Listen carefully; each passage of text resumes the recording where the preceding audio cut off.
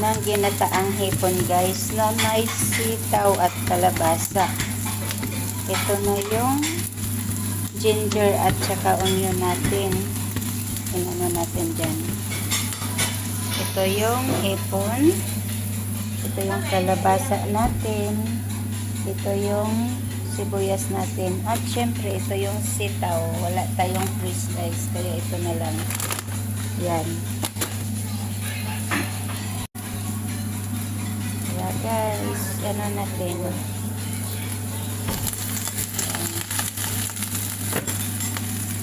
Isa natin.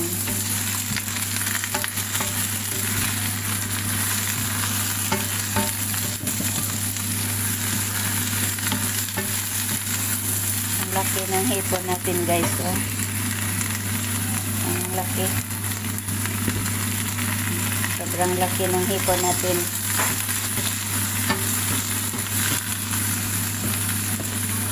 Natin ng asin.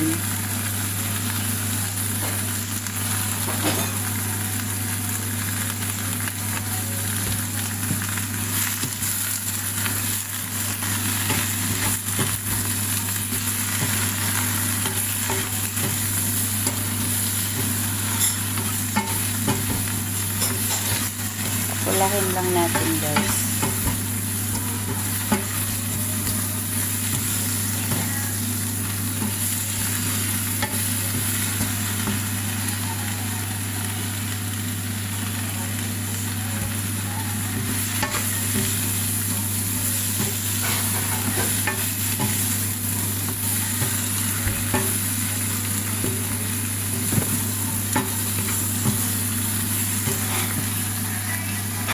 Wala na siya guys, hanguin natin muna. Hanguin natin siya kasi itabi natin.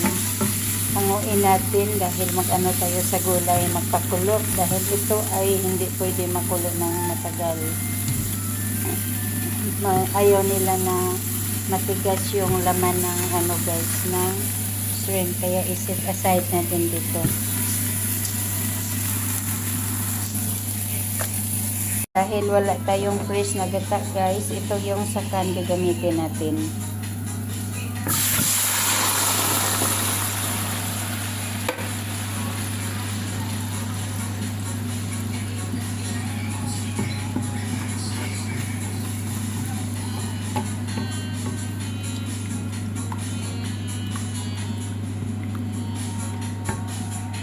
Kumulo na guys, i-ona natin na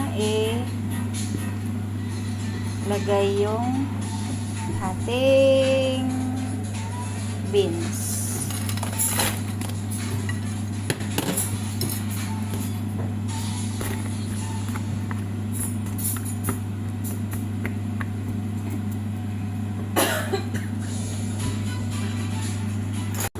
Guys, lagay na natin yung kalabasa.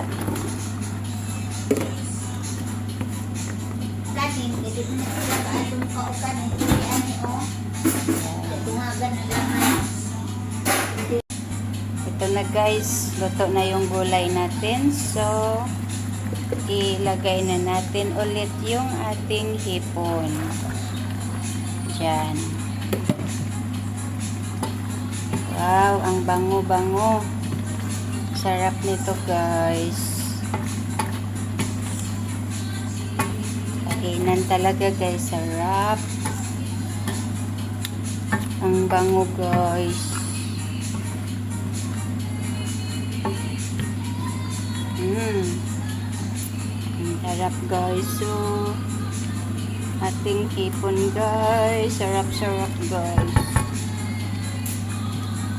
So, ilagay na natin ulit yung ating onion.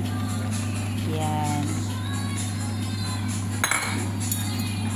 At pakuluan natin siya guys ng mga ano lang, 10 minutes.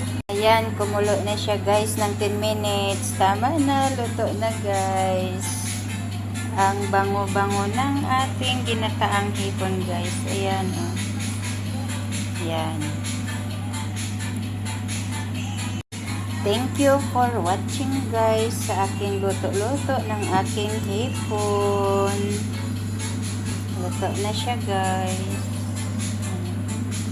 Yung ano natin ang sticky ng ating gata guys. Yan yung gata natin